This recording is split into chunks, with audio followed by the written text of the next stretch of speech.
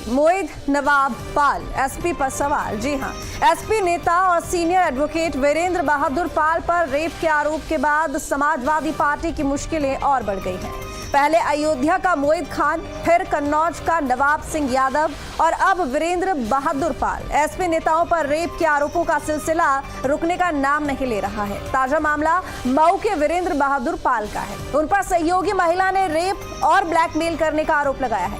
आरोप है कि एसपी नेता ने कोल्ड ड्रिंक में नशीला पदार्थ मिलाकर उनके साथ रेप किया। अब आरोपियों की डीएनए जांच करने वाले अखिलेश यादव इसका बचाव कैसे करेंगे? नेताओं पर रेप के आरोपों का सामना समाजवादी पार्टी कैसे करेगी? इसी पर करेंगे बहस। ये इस तरह की घटनाएं बढ़ती जा रही। देश के अंदर केवल अखिलेश की बहन बेटी बहुत सुरक्षित है या राहुल गांधी की सुरक्षित है? कोई बच्ची के साथ घटनाएं होती है उसमें भी जातियां ढूंढते हैं। इस विषय पे अखिलेश जी का करीबी एक फ़ोटो को दिखा के बताया जा रहा है। तो जो आप लोग प्रेस मीडिया वाले चला रहे हैं या जो लोग पूछ रहे हैं उनसे पूछो कि बनारस में प्रधानमंत्री और मुख्यमंत्री के साथ जिनकी फ़ोटो हैं रेपिस्टों की, जिनके जेल से रिहा होने पे स्वागत सत्कार किया गया है, ऐसे लोगों को सवाल पूछने में शर्म नहीं आती? तो चलिए ग्राफिक्स के जरिए वो सवाल दिखाते हैं अब आपको कि आखिर आज की बहस क्यों। मोहित नवाब पाल समाजवादी माफिया जाल, पीडीए से संविधान की बात, बलात्कारियों का साथ। तो आखिर पीडीए से संविधान की बात कैसे करेंगे और बलात्कारियों का साथ देंगे? तो अपराध की सियासत बढ़ाती है अखिलेश की ताकत। दंगाई रेपिस्टों पर एक्शन, अखिलेश को आखिर क्यों है टेंशन? लॉ एंड ऑर्डर पर घमासान, बीजेपी मारेगी मैदान। ये तमाम सवाल जो कि खड़े होते हैं और आज की चर्चा इसी मुद्दे पर। तमाम मेहमान हमारे साथ में जुड़े हुए हैं। सूर्य मैथिल बीजेपी नेता हमारे साथ में जुड़े हुए हैं। सूर्य मैथिल जी, स्वागत है आपका न्यूज स्टेट पर। राहुल यादव हमारे साथ एसपी नेता जुड़े हुए हैं। राहुल जी, आपका भी बहुत स्वागत है न्यूज स्टेट पर। अरविंद जयतिलक वरिष्ठ पत्रकार हैं, वो भी हमारे साथ में जुड़े हुए हैं। अरविंद जी, आपका भी बहुत स्वागत है न्यूज स्टेट पर। तो सबसे पहले राहुल यादव जी, मैं आपके पास ही आऊंगी। पहले बात यहाँ पर देखो, मोहित, उसके बाद नवाब और अब ये पाल। आखिर क्या बात है? कैसे करेंगे पीडीए से संविधान की बात? एक के बाद एक तमाम समाजवादी पार्टी के जो नेता हैं उनके नाम सामने आ रहे हैं।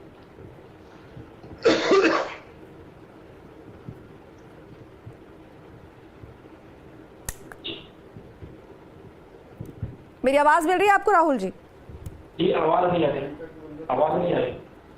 राहुल जी, मुझे सुन पा रहे हैं आप? मेरी आवाज आ रही है?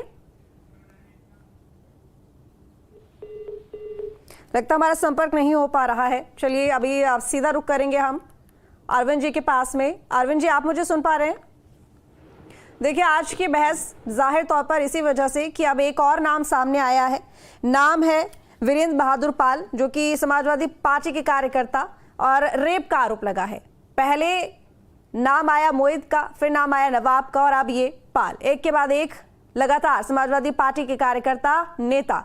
लेकिन वहीं समाजवादी पार्टी की तरफ से आज के इस आरोपी को लेकर, इस मामले को लेकर कोई ट्वीट नहीं है। हालांकि इससे पहले जितने भी ट्वीट आए हैं वो डिफेंड को लेकर आए हैं, डिफेंड करते हुए आए हैं। कैसे देखें इसे? बिल्कुल रितु जी, एक कैमरूनी कहावत है कि जो प्रश्न पूछता है उत्तरों को टाल नहीं सकता है। अगर समाजवादी पार्टी जो है भारतीय जनता पार्टी के ऊपर ढेरों सवाल खड़ा कर रही है तो उसे भी उत्तर देना होगा, उसे बच नहीं सकती है।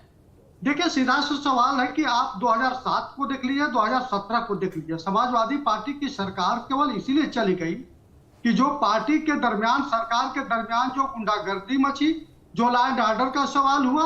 बाकी देखिए, डेवलपमेंट तो थोड़ा ज्यादा सब हर पार्टी करती है, सरकार करती है, लेकिन कानून व्यवस्था के मोर्चे पर जो कार्यकर्ता थे उनकी उदंडता को लेकर के, जो नेता थे उनकी जो है तानाशाही को लेकर के जो कुछ भी हुआ, तो एक नैरेटिव बना।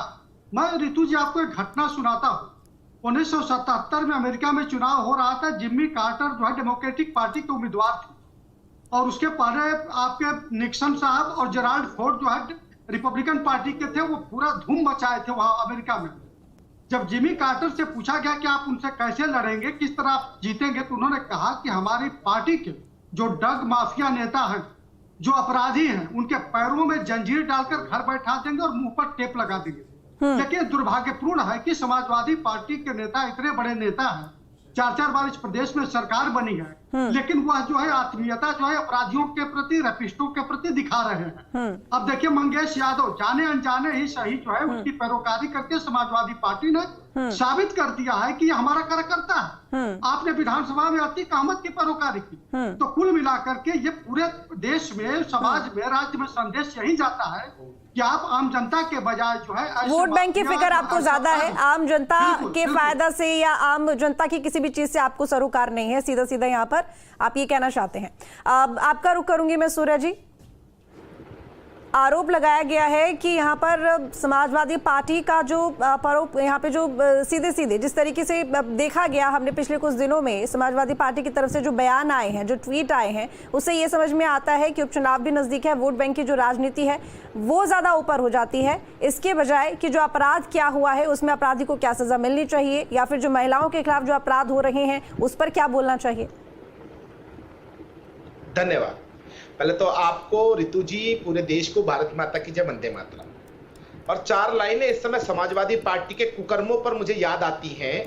बड़े कमबख्त हैं ये गुब्बारे, चंद सांसों में भूल जाते हैं, थोड़ी सी ऊंचाई क्या मिली इनको, ये अपनी औकात और हैसियत भूल जाते हैं। आप देखिए ऋतु जी, ये लगातार जब से इस देश में आम चुनाव हुए और उत्तर प्रदेश ने एक ठकाठक और फटाफट के भ्रमजाल में आकर इन लोगों को वोट दे दिया, तो उसके बाद इनको ऐसा लगने लगा कि उत्तर प्रदेश के मुख्यमंत्री तो अखिलेश भैया हो गए। और उत्तर प्रदेश की जो पुलिस है, जैसे इनके शासनकाल में पहले चलती थी, अपराधियों को घर में बैठाकर और थाने में बैठाकर चाय पानी पिलाती थी, अब वही राज आ गया। लेकिन ये भूल गए कि भैया सांसद से प्रदेश की सरकार नहीं बनती है, मुख्यमंत्री विधायकों द्वारा चुना जाता है। और आज भी जो मुख्यमंत्री है हमारे आदरणीय योगी आदित्यनाथ है, और उनकी पुलिस के हाथ में बुलडोजर है। आप देखिए ऋतु जी, ये वही छोटा सा एक लघुकाल आ गया, जैसा कि 2017 से पहले 2012 से 17 के बीच में उत्तर प्रदेश में हाहाकार मचा रहता था, बलात्कार होते थे, अपराधी गुंडाई करते थे, हर जिले में एक माफिया था। वही हाल अब हो गया। जब से ये 35-36 सांसद जीत के आए, इनके कार्यकर्ता सोच रहे हैं कि भगवान बन गए, ये किसी भी महिला का बलात्कार कर लेते हैं। आप देखिए ना, मोहित खान को आज भी इन्होंने अपनी पार्टी का नगर अध्यक्ष से हटाया नहीं है। आप देखिए मंगेश यादव की अभी इन्होंने बात की, जिसको कि किस प्रकार से समाजवादी पार्टी के ठीक है, चलिए इस पर राहुल जी से प्रतिक्रिया ले लेते हैं। राहुल जी, मेरी आवाज मिल रही है आपको? हाँ जी, अब आवाज आ रही है। तमाम बातें आपने सुन ली है, अरविंद जी की भी बात आपने सुनी, सूर्य जी की भी बात आपने सुन ली। जी, मैं माफी चाहूंगा, ऑडियो कनेक्शन में प्रॉब्लम थी कुछ। ठीक है, कोई बात नहीं राहुल जी। अब मोहित नवाब और उसके बाद अब पाल, एक नए आरोपी की एंट्री हो गई है, समाजवादी पार्टी का नेता। आपकी प्रतिक्रिया जानना चाहूंगी पहले इस पर। जी हाँ ऋतु जी, मैं स्पष्ट कर दूं कि अभी के जो वर्तमान हालात हैं उत्तर प्रदेश के, उसके संबंध में मैं 2 वाक्यों से अपनी बात की शुरुआत करना चाहूंगा। और वो ये है कि हम बांट रहे हैं दाने और गाओ हमारे गाने, जेब तुम्हारा घर है अगर तुम हुए बेगाने। जिसने भी पीडीए की तरफ से या जनता की तरफ से इस सरकार से सवाल किया है, या तो उसे झूठे मुकदमे में फंसाया गया है, या तो उसे जेल में डाला गया है। अब जितने भी आपने बातें की, चाहे नवाब सिंह हो चाहे पाल जी हो, जिनके ऊपर भी रेप केसेस या इस तरह के आरोप लगे हैं, क्या ये आरोप साबित है या सिर्फ और सिर्फ एक षड्यंत्र के तहत, या इन पर जो आरोप लगे हैं ये संदिग्ध है? तो जब तक कि कोर्ट से यह साबित न हो जाए कि ये आरोपी है, तब तक मुझे लगता है कि धैर्य का परिचय देना चाहिए। और दूसरी बात, इसमें से ज्यादातर नेता ऐसे हैं जिनका समाजवादी पार्टी से संबंध नहीं है, ये पार्टी ने पहले ही स्पष्ट कर दिया है। तो एक तो ये जो आरोप है, मनगढ़ंत जो आरोप लगाए जा रहे हैं, और जाति और धर्म देखकर जिस तरह से एक दुर्भावना बस कार्रवाई की जा रही है, जिससे जनता सख्ते में है। महंगाई, भ्रष्टाचार और जो किसानों की बदहाली है, इससे निपट पाने में ये राहुल जी, ये देखिए मेरी बात सुनिए, आपके पीडीए में महिलाएं शामिल है कि नहीं है, या सिर्फ पुरुष ही पुरुष है? तो महिलाएं तो शामिल है, इसलिए तो हम महिलाओं की बात करते हैं। तो फिर आपको कौन सी साजिश और कौन सी बू दिखाई देती है? देखिए ऐसा है कि उत्तर प्रदेश को हम जिस रूप में देखते हैं, ये सरकार ये कहकर आई थी कि हम जीरो टॉलरेंस की पॉलिसी पे चलेंगे। ये सरकार ये कहकर आई थी कि महिलाओं की सुरक्षा करेंगे, और आज उत्तर प्रदेश महिलाओं से दुष्कर्म के मामले में, अपहरण के मामले में नंबर 1 की पोजीशन पर विराजमान हो चुका है। तो इस सरकार से अब क्या उम्मीदें की जाए? अभी देखिए 2 दलितों की फर्रुखाबाद की जो घटना घटी, और सहारनपुर में नाबालिग महिला से जो रेप हुआ, और जो बीएचयू में जो आरोपी थे वो जब जेल से छूट कर आए तो उनका फूल मालाओं से स्वागत किया गया। तो भारतीय जनता पार्टी की जो छवि है ये जनता के बीच आखिर क्या बन रही है? तो इस तरह के झूठे आरोप लगा करके किसी को बदनाम चलिए ठीक है, मैं लौटूंगी राहुल जी आपके पास। बोलिए सूरज जी। समाजवादी पार्टी से जोड़ना, इससे कोई ठीक है सूरज जी। समाजवादी पार्टी के जो प्रवक्ता हैं वो यहाँ पर जस्टिफाई कर रहे थे बलात्कार को। ये कह रहे थे कि समाजवादी पार्टी के नेताओं को चुन चुन के झूठे आरोप में फंसाया जा रहा है। मैं पूछ रहा हूँ, मोहित खान ने उस नाबालिग बच्ची को 12-13 साल की बच्ची के संग 6 महीने लगातार बलात्कार किया, 2.5 महीने का उसका गर्भ था, शर्म नहीं आई, जुबान नहीं कट गई, जुबान को लकवा नहीं मार गया कि डीएनए टेस्ट की तुम लोगों ने बात की? उसके बाद नवाब सिंह यादव का कंडक्ट देखिए, उसने भी बलात्कार किया एक नाबालिग बच्ची से, फोन रिकॉर्डिंग पता चली, वो बच्ची वहां पर निर्वस्त्र थी जब 112 ने वहां पर रेड मारी। ये यहाँ बैठकर बेशर्मी से बलात्कारियों को डिफेंड कर रहे हैं, शर्म आनी चाहिए बलात्कारियों को। अरे राहुल जी जो कोर्ट है उसके आउटकम तो आने दीजिए, के बीच में नहीं बोल रहे हैं, आप जस्टिफाई तो आप कर रहे हैं। राहुल जी एक कोर्ट तो आपके यहाँ से भी चलता है जिसमें सजेशंस दिए जाते हैं कि डीएनए टेस्ट करवा लीजिए तो उसके बाद साबित होगा। इस बार इस मामले पर तो कोई एडवाइस नहीं आई अभी तक, कब आएगी? कितना इंतजार करना पड़ेगा? देखिए रितु जी, अधिकतर नेता ऐसे हैं जिनका समाजवादी पार्टी से कोई संबंध नहीं है। और मोहित खान तुम्हारा महानगर अध्यक्ष था कि नहीं था? ये बताओ। नवाब सिंह यादव तुम्हारा महानगर अध्यक्ष, तुम्हारा कन्नौज का सांसद का प्रतिनिधि नहीं था क्या? ये बताओ जरा, मंगेश यादव कौन था? ये बताओ मुझको। और ये जो भी पाल है, ये समाजवादी पार्टी का झंडा लगाकर आप दोनों एक साथ बोलेंगे तो समझ में तो मुझे कुछ आ नहीं रहा, जनता कैसे समझेगी पहले ये बताइए। राहुल जी और सूर्य जी एक एक करके बात कीजिए, क्योंकि मैं ही कुछ समझ नहीं पा रही हूँ, जनता कहाँ से समझेगी। राहुल जी बात पूरी कीजिए, उसके बाद सूर्य जी आपके पास में आती हूँ, आपको भी मौका मिलेगा। रितु जी, मैं स्पष्ट कहना चाहता हूँ कि ये वो लोग हैं जो 400 सीटें लाकर संविधान को बदलने की बात करते हैं और प्रत्यक्ष रूप से आरक्षण का विरोध करते हैं। राहुल जी सुनिए, बात अभी आरक्षण को लेकर नहीं है। राहुल जी, बात आरक्षण को लेकर नहीं है, अभी बात है कि आरोपियों को आखिर क्यों डिफेंड किया जाता है, ये कोशिश क्यों है, आरोपियों की जाति क्यों ढूंढी जाती है, उनके डीएनए टेस्ट की मांग क्यों की जाती है, आखिर किस वजह से? ऐसा है कि अगर देखिए ऐसा है ऋतु जी कि जिसके ऊपर भी आरोप लगते हैं, एक प्रक्रिया है, एक कानूनी प्रक्रिया है कि अरे तो कानून को अपना काम करने दीजिए ना राहुल जी। अगर जांच में ये सही पाए जाएंगे तो इनको सजा होगी। तो अभी आप सब्र की बात कर रहे थे ना, सब्र की बात आप कर रहे थे ना, तो ये सब्र आप भी रखिए। जबरदस्ती तो किसी को फंसा नहीं दिया जाएगा, जाहिर तौर पर कानूनी तौर पर ही कार्रवाई होगी, तभी आरोपी को सजा मिलेगी ना। देखिए ऐसा है कि बहुत सारे ऐसे इस तरह की घटनाएं घटी हैं जिसमें निर्दोषों को झूठे केस में फंसाया गया है, क्योंकि वो सरकार के हाँ में हाँ नहीं मिला। अच्छा ठीक है राहुल जी, एग्जांपल दे दीजिए, कौन से केस, कौन से ऐसे समाजवादी पार्टी के नेता रहे हैं जो भी अस्पष्ट होगा। अच्छा ठीक है राहुल जी, एग्जांपल दे दीजिए। आप ये बड़ी बात बोल रहे हैं, बहुत बड़ी बात है कि ऐसे झूठे केस रहे हैं जिनमें फंसा दिया गया है। मैं चाहूंगी कि आप प्लीज 1-2 नाम दे दीजिए, क्योंकि फिर बात यहाँ पर पूछ भी लेंगे, सूरज जी बैठे हुए यहाँ पर बता देंगे। देखिए ऐसा है कि इस वक्त भारत उत्तर प्रदेश में हर चीज में बुलडोज करने की राजनीति चल रही है। और एक उदाहरण है, मैं आपको 100 से ज्यादा उदाहरण बता सकता हूं कि अनायास बुलडोजर चला करके जिस तरह से बुलडोज की नीति के तहत सरकार चल रही है, जीरो टॉलरेंस का इससे कोई लेना देना नहीं है। और जिनके ऊपर राहुल जी एक फोटो दिखा रहे हैं सूर्य जी, एक फोटो दिखा रहे हैं सूर्य जी, शायद आप देख पा रहे होंगे। सूर्य जी फोटो दोबारा दिखाइए। उन्होंने आरोपी की फोटो दिखाई है, समाजवादी पार्टी की टोपी पहने हुए। अरे भाई इस तरह की फोटो, ये इनकी युवजन सभा के राष्ट्रीय सचिव हैं, और ये जो है इनके ऊपर भी आरोप लगा है कि इन्होंने अपनी साथी महिला नेत्री के संग छेड़छाड़ की है, केस रजिस्टर्ड हुआ है। ऐसा क्यों है कि जो महिलाएं इनके संग काम करती है, इनकी कार्यकर्ता, ये उन्हीं का बलात्कार कर देते हैं, उन्हीं को छेड़छाड़ करते हैं, और ये नाबालिग बच्चियों के संग बलात्कार करते हैं। दलित बच्चियों को 6-6 महीने रेप करते हैं, और जब केस बनता है तो इनके अखिलेश भैया उनका जो है डीएनए टेस्ट की मांग कर देते हैं। ये जरा बताओ ना मुझको, ये बलात्कारी पार्टी के लोग कब सुधरेंगे? कब सुधरेंगे ये बलात्कारी पार्टी के लोग? ये अपने घर की बहन बेटियों के संग इस प्रकार का करते हैं क्या? बताओ जरा मुझको। आप दोनों प्लीज एक एक करके बोलिए, एक एक करके बोलिए। मैं रिक्वेस्ट कर रही हूँ आप दोनों से, एक एक करके बात कीजिए। आप जवाब दीजिए ना। अरे भैया ये देखो, तुम्हारा ये टोपी पहने लाल रंग में बैठा है, और ये टोपी पहन के लाल टोपी पहन के देखो बलात्कारी, ये है तुम लोगों की। ठीक है, चलिए ठीक है। अरविंद जी मैं आपके पास आती हूँ। देखिए जाहिर तौर पर यहाँ देखा जा रहा है कि कोई भी सवाल अगर आप पूछोगे उनकी पार्टी के किसी भी कार्यकर्ता से रिलेटेड, अगर आरोपी के तौर पर नाम आ जाता है तो बचने की कोशिश की जाती है सीधे तौर पर, लेकिन समाजवादी पार्टी की तरफ से बचने की जगह उसके सपोर्ट में कोई ना कोई बयान आ जाता है, जिससे सवाल कई सारे खड़े हो जाते हैं कि भाई अगर आपकी पार्टी का नेता नहीं है तो आप क्लियर कीजिए, पार्टी का नेता है तो निष्कासित कीजिए, नहीं तो आप भी सब्र रखिए, कार्रवाई हो रही है साफ हो जाएगा, बेगुनाह होगा तो भी साफ हो जाएगा, गुनहगार होगा तो सजा होगी। लेकिन फिलहाल इस तरह के जो मामले सामने आ रहे हैं इस पर राजनीति करना क्या कहीं ना कहीं अपराध जगत में जो अपराधी हैं उनको बढ़ावा नहीं देता? बिल्कुल रितु जी, देखिए राजनीति में धारणाओं से ही सरकारें बनती हैं और सत्ता भी उखड़ जाती है।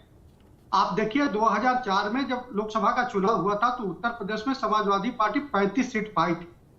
पूरा माना जा रहा था कि 2007 के विधानसभा में समाजवादी पार्टी की वापसी होगी, लेकिन 3 साल के दरमियान 2004 से 7 के दरमियान समाजवादी पार्टी के तरफ से इतना ज्यादा अराजकता पैदा किया गया राज्य में कि वह जो 97 सीट पर सिमट करके रह गई, सत्ता से बाहर हो गई। शायद आज समाजवादी पार्टी को लग रहा है कि 2024 के लोकसभा इलेक्शन में हम 37 सीट जीत गए हैं तो 27 का जो है मैदान पूरी तरह से साफ है। लेकिन जिस तरह से नैरेटिव बन रहा है और जिस तरह से धारणाएं स्थापित हो रही है, और समाजवादी पार्टी पर जो पहले से ही जो है एक लगता है कि नहीं, जो है माफियाओं के जो अपराधी हैं उनके साथ कंधा जोड़ती है, तो ये उसके बिल्कुल खिलाफ जाता है। क्या बेहतर नहीं होता कि जिस मंगेश यादव के साथ आप जाति के नाम पे खड़ा हो रहे हैं उससे कहते कि कानून अपना काम कर रहा है, मजिस्ट्रियल जांच हो रही है, दूध का दूध पानी का पानी हो जाएगा। जो भी जो रेपिस्ट है अपराधी है उनके खिलाफ सरकार सख्त कार्रवाई करे, हम उसके साथ खड़े हैं। मुझे लगता है कि शायद ये नजरिया होता है तो राज्य में बेहतर जो है एक संदेश जाता है और लोग कहते कि नहीं वो ठीक है। राहुल जी इस बात पर क्या बोलेंगे आप? जी मैं बिल्कुल स्पष्ट आपको बता देता हूं कि जो अपराधी हैं इसको माननीय अध्यक्ष जी ने जितने भी अपराधी अपराध मुक्त कर दिया है समाजवादी पार्टी को, और चुन चुनकर अपराधियों को बाहर किया है। और अगर किसी के खिलाफ जो आरोप लगे हैं, अगर यह आरोप उस पर साबित होते हैं, समाजवादी पार्टी से तो इनका संबंध नहीं है और संबंध होगा तो उनको बाहर किया जाएगा। ये जो है समाजवादी पार्टी का स्पष्ट नीति है कि किसी तरह के अपराधी को यहाँ पे शरण नहीं मिलने वाली है, ये तो स्पष्ट कर दूं। दूसरी बात यह है कि जो पीडीए की मदद से जो हमने सफलता हासिल की है, इसको लेकर के कुछ लोगों को दर्द है। तो अभी तो बात यहाँ पर हो रही थी, सूर्य जी कह रहे थे कि नवाब सिंह को ही अभी तक निष्कासित नहीं किया आपने, तो नवाब खान को, माफ कीजिएगा नवाब यादव को, और इसके साथ ही अगर यहाँ पर मोहित खान की बात करें, मोहित खान को आपने निष्कासित नहीं किया अभी तक। नवाब सिंह को लेकर के पार्टी ने स्पष्ट किया है कि उनका पार्टी संबंध नहीं है, ये इनकी पार्टी से संबंधित लोग हैं। तो ये मोहित खान भी एक नाम है, मोहित खान को भी अभी तक निष्कासित नहीं किया। ये तो सवाल शुरुआत से उठ रहा है, अभी भी सूर्य जी बात बोल ही रहे हैं, आप बोल रहे हैं कि चुन चुनकर निष्कासित कर रहे हैं, तो जो सामने आ गए हैं, जिनके आरोप सामने आ गए हैं, डीएनए टेस्ट में ये साफ हो गया है, वो कब निष्कासित होंगे?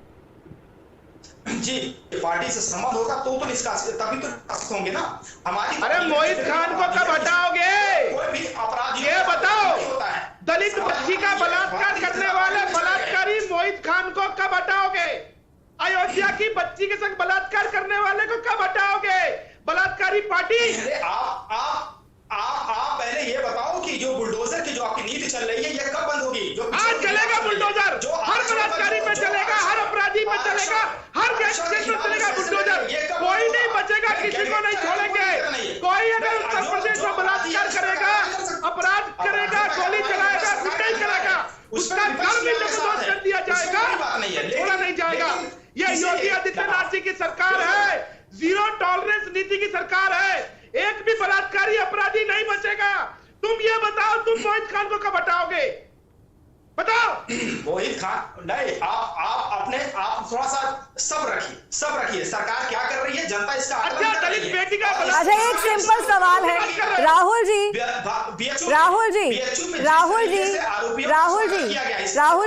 देखिए बीएचयू, आप ये बीएचयू की बात बार बार आप बीएचयू कर रहे हैं, मेरी बात सुनिए। देखिए उनको वहां से जमानत मिली है, वो बाहर आए हैं, ठीक है। दूसरी बात यहाँ पर ये कि आप यहाँ पर बार बार ये बोल रहे हैं सब्र रखिए। मुझे एक बात बताइए कि मोहित खान को लेकर बार बार बोला जा रहा है वो आपकी पार्टी के कार्यकर्ता नहीं है, नेता नहीं है?